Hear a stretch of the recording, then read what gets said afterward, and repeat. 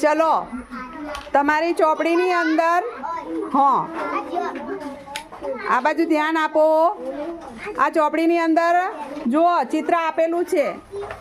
આ ચિત્રમાં તમારે ટપકા જોડવાના છે અને તમારે મનપસંદ કલર કરવાના છે, બરાબર?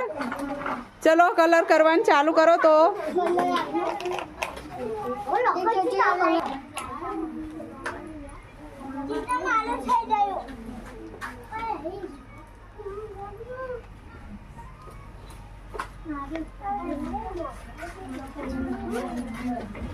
સરસ લો સુપર।